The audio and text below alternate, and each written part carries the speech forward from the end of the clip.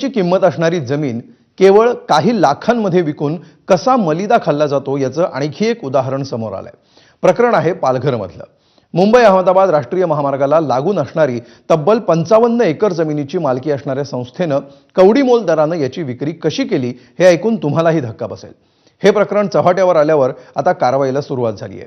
हा व्यवहार नेमका कसा झाला आणि सरकारला कोट्यवधींचा चुना कसा लावण्यात आला याचा आढावा घेऊया या रिपोर्टमधून।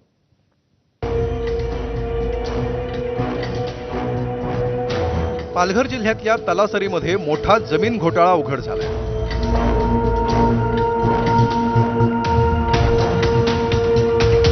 तलासरीच्या काजळी सहकारी सामुदायिक शेती संस्थेची जमीन कवडीमोल दरानं व्यावसायिकाच्या घशात घालण्यात आली आहे। 2022 मध्ये या 55 एकर जमिनीची कवडीमोल दरानं विक्री करण्यात आली आहे।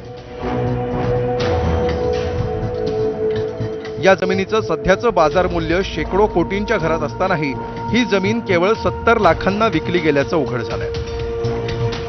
2022 मध्ये रेडी रेकनरनुसार या जमिनीची किंमत 7 कोटी रुपये असतानाही संस्थाचालक आणि तत्कालीन सहाय्यक निबंधकानं अवघ्या 70 लाखात ही जमीन एका व्यावसायिकाला विकली। या प्रकरणात सध्याच्या सहाय्यक निबंधकांनी पोलीस तक्रार दाखल केली आहे।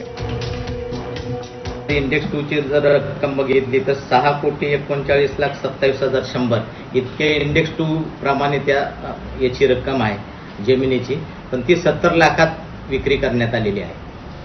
या खरेदी विक्रीमध्ये काही जे सहकारी संस्थेचे संचालक आहेत त्यांचा देखील सहभाग असल्याचं सांगितलं जातं। हो, त्यांचा सहभाग आहे। ज्या नावावर 70 लाख पण संस्थेत आले आणि विदिन लगेच त्याच दिवशी ट्रान्सफर झालेले त्यांना सुद्धा जबाबदार धरण्यात आलेला आहे आणि असे एकूण 6 लोकांविरुद्ध FIR करण्यासाठी आपण परवानगी देण्यात आलेली आहे। तलासरीतल्या काजळी इथं शासनाकडून शेतकऱ्यांसाठी सामुदायिक शेती सहकारी संस्था निर्माण करण्यात आली होती। या संस्थेसाठी 55 एकर जमीनही देण्यात आली होती। धक्कादायक प्रकार म्हणजे खरेदी करणारे काही जण या संचालकांना पुढच्या बातमीकडे जाऊया। 80 कोटी